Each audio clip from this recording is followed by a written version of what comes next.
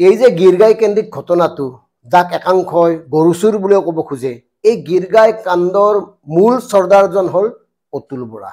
আমি কালিও কৈছিলোঁ যে আচলতে চৰ্দাৰজন কোন? চৰ্দাৰজন এওঁ অতুল বৰা।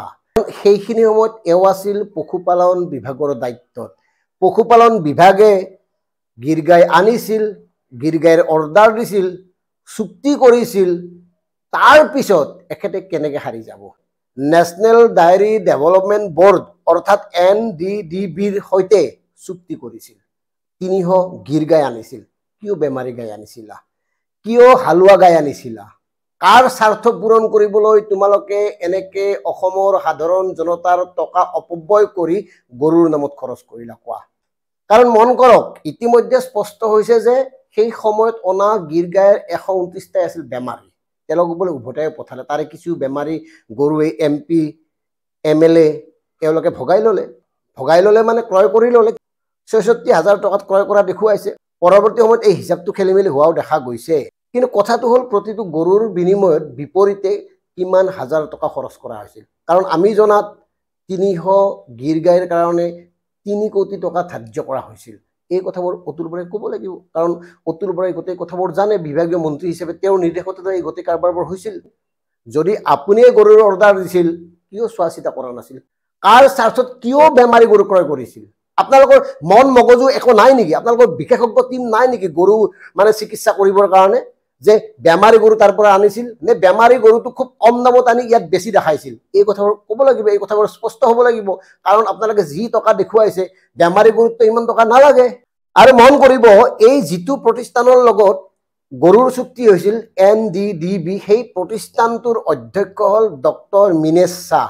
আৰু মিনেশ শ্বাহ হ'ল গৃহমন্ত্ৰী অমিত শ্বাহৰ সম্পৰ্কীয়।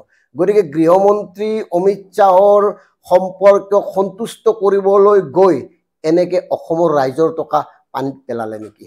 মন কৰক ৰাইজ, কেনেকুৱা নিৰ্লজ্জ কাৰবাৰ হৈছে। কি ক'ব এই কাৰবাৰৰ বিষয়ে?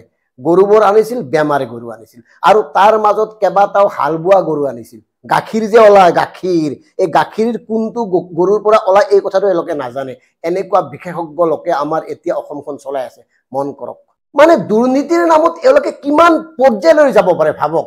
গৌমাতাক পূজা কৰে, অথচ গৌমাতাৰ নামত এই কেলেংকাৰী হৈছে। ইয়াৰ বিৰুদ্ধে সম্পূৰ্ণ নীৰৱতা অৱলম্বন কৰি মুখ্যমন্ত্ৰী ডাঙৰীয়াই এওঁলোকক ৰক্ষণাবেক্ষণ দিয়াতহে লাগিছে ভাবক। গতিকে আমাৰ দৃষ্টিত মূল চৰ্দাৰ বা কালপ্ৰিট হ'ল অতুল বৰা ডাঙৰীয়া।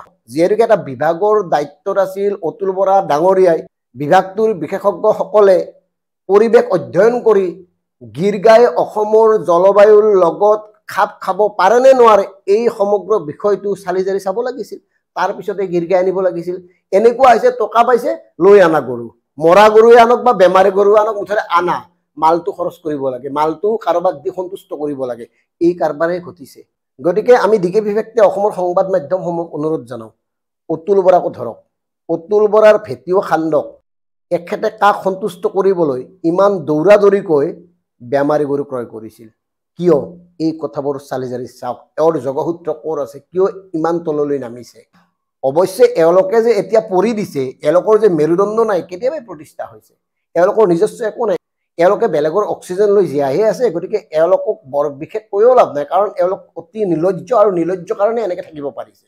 কাৰণ বৃহত্তৰ অসমৰ জাতীয় জীৱনৰ লগত হেতালি খেলি, অসমীয়াৰ আৱেগক বন্ধকত থৈ, অসমৰ জাতিসত্তাক বাৰে বাৰে অপমান কৰি এওঁলোকে যে এনেকে এতিয়াও জীয়াই থাকিব পাৰিছে, এনেকে যে শাসনত থাকিব পাৰিছে আনৰ হাতে ভৰিয়ে ধৰি, কম লজ্জাজনক কথা নে?